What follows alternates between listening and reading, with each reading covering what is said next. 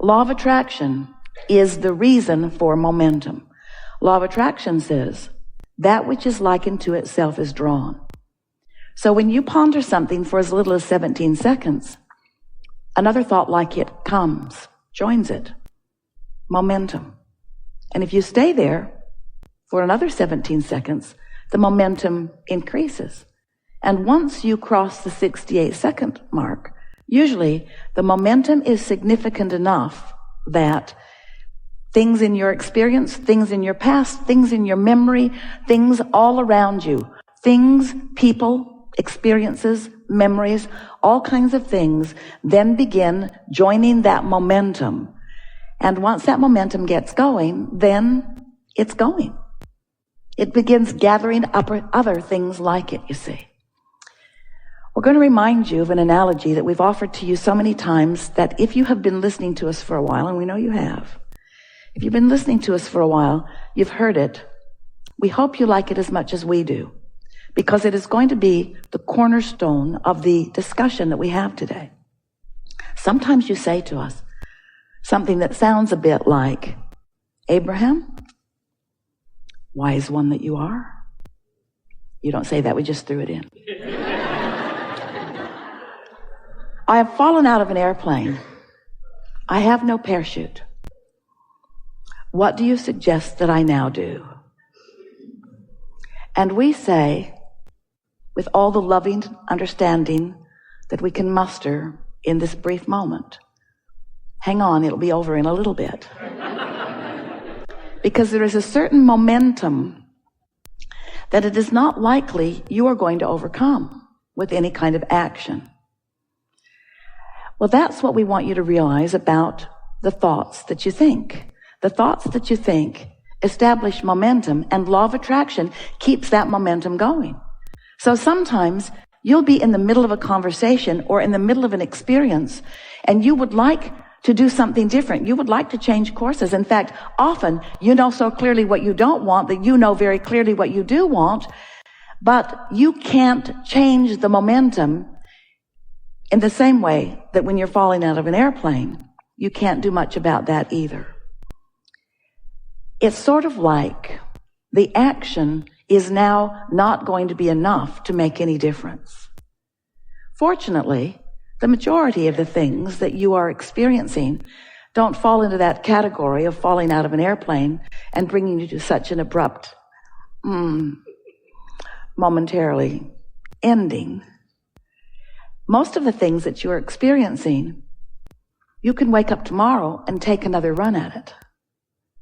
And we really want you to understand that when there is some negative momentum going, that we're going to reach for the perfect word. Everything you try is futile. Because when there is momentum, negative momentum going, the energies are stronger than any action that you might offer. So we are wanting to introduce to you another possibility. And that is, just let that momentum do whatever it will do with as little of your attention given to it as you can. Which means don't try to fix it, because the more you try to fix it, the more you add momentum to the thing that you do not want. Have you noticed that? You say, well, I just want closure. And we say, there isn't any of that. There's just more openger. Well, I just want to get to the bottom of it, you say. Well, there is no bottom. It's a bottomless pit. It's bottomless. In other words, there's no ending to the momentum that will continue to gather when you're focused in the direction of anything. So when you are wise enough to know by the way you feel that you're focused upon something that is in the opposite direction of what you want, do anything and everything that you can to just stop right there and now. Now that is not even a fair thing that we just said to you. We just said stop momentum after telling you that there's momentum that you just can't stop. Well, we mean that there's momentum that you can't stop abruptly. There's momentum you can't stop immediately. In fact, there's momentum that will just peter out as far as you're concerned by your lack of attention to it. Now consider this. Every thought that has ever been thought still exists. And every thought that has ever been thought is at some level still gathering momentum. But whether you continue to play with that thought and whether that thought continues to have an effect upon your life experience is completely up to you, because you can cease your attention on that, and as far as you are concerned, the momentum will then subside. Jesus said, turn the other cheek, and that is exactly what he was talking about.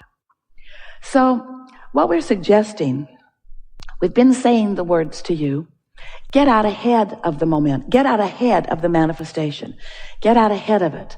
And what we mean by that is, from a neutral place, which means when you first wake up, from a neutral place, which means when you're not feeling any strong emotion of any kind, from a neutral place, which often happens after you've meditated and quieted your mind, from a neutral place, that's the best way for you to begin some positive momentum about something when negative momentum has been going. If you've got strong positive momentum going and you're feeling elation or appreciation or love, you never want to stop that momentum, do you? You want to just keep having that love fest. You want to just continue to focus upon what's causing you to feel that way and keep that momentum going. It's only when your emotions are telling you that it's a negative momentum that you've got going on that you want to try to withdraw your attention from it. We just want to help you let yourselves off the hook a little bit by saying, don't expect to withdraw your attention from it all at once.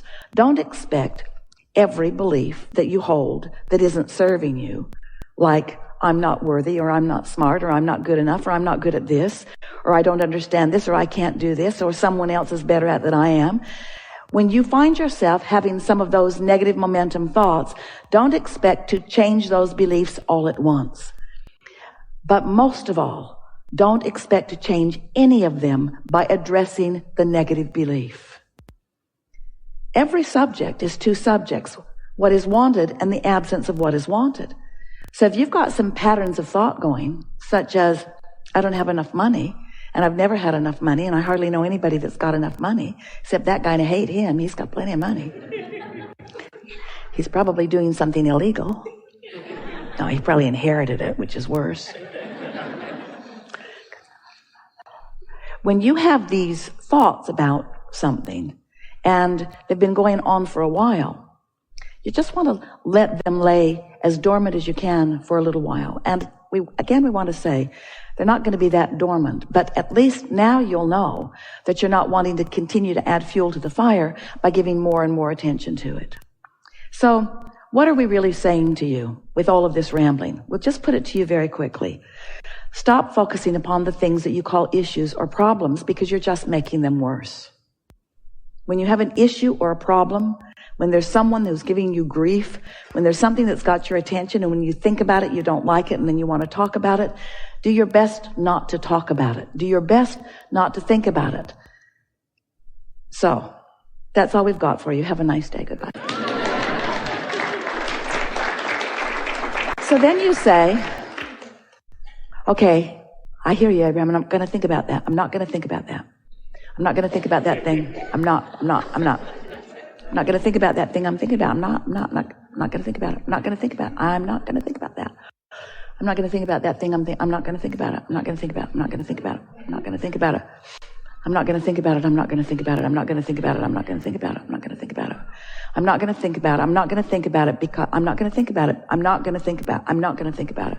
I'm not going to think about it because it doesn't feel good when I think about it. I'm not going to think, I haven't felt good about this when I've thought about it for a really long time.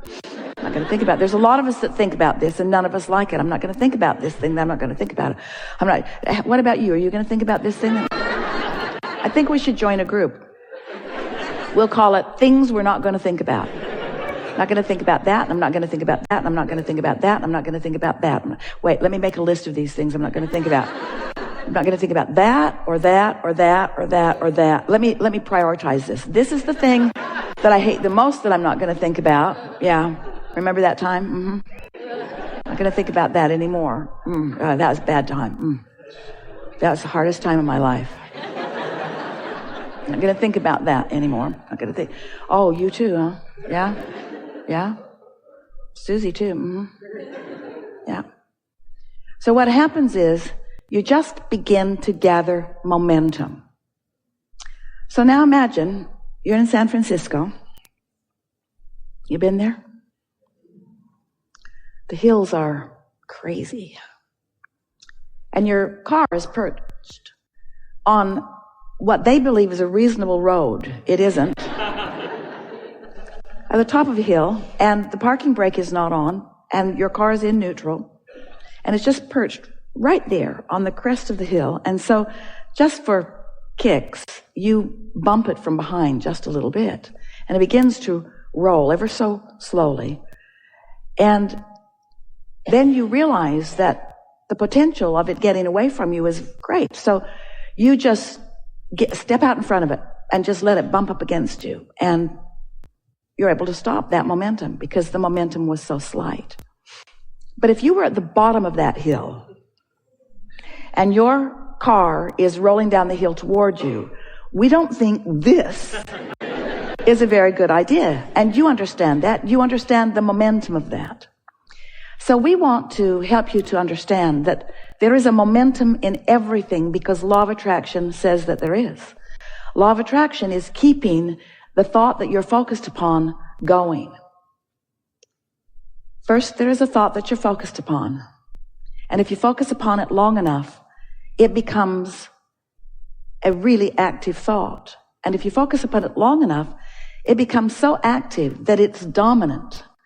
And whatever the dominant thoughts are that you have going, that's what your belief system is. They equal your point of attraction. So then you've got this belief system, and much of it serves you. There are a lot of things that you believe that the momentum is really good for you. There are some things that you believe that the momentum is not so good for you. So as life causes you to reach for yet more, that's when the beliefs that do serve you become more evident, because you find yourself appreciating and elating and feeling passionate. And the beliefs that don't serve you come to the forefront, and they feel like negative emotion. So today we want to talk about your point of attraction, which is what beliefs are dominant within you at any point in time.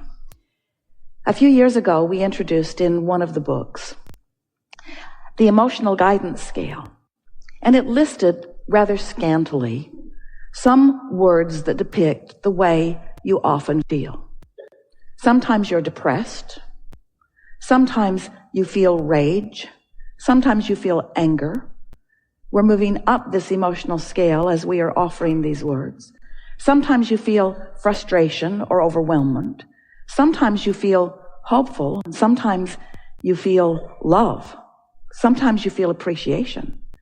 Sometimes you feel love or appreciation or passion. Sometimes you feel depressed. Sometimes you feel love. Sometimes you feel depressed. And what we've noticed as we watch you is that the way you often feel is in response to what you are observing. And because you are so intertwined with so many people of your planet, more today than ever before, your social networks, your ability to interact, the low cost of phone calls. In other words, you're chatting it up. You're talking about things. You're interfacing with others. You're involved. Your cable network, your cable news, your 24-hour news cycles. You're giving a lot of attention, a lot of steady attention. And in doing so, you're getting momentum going, often without even knowing that there is a vibrational momentum going, that there's a vibrational momentum or belief system that's going. So now we are wanting to say to you that on all of these emotional discs, on all of these emotional spots along this emotional scale, that there is what we are calling your point of attraction. We've given it the term your grid in the sense that it is like the framework of a building that has the potential of filling in with full manifestation. It's your point of attraction. Do you have control? This is really what we're wanting to present to you and help affect with you in these hours that we are together today. Do you have control of your point of attraction?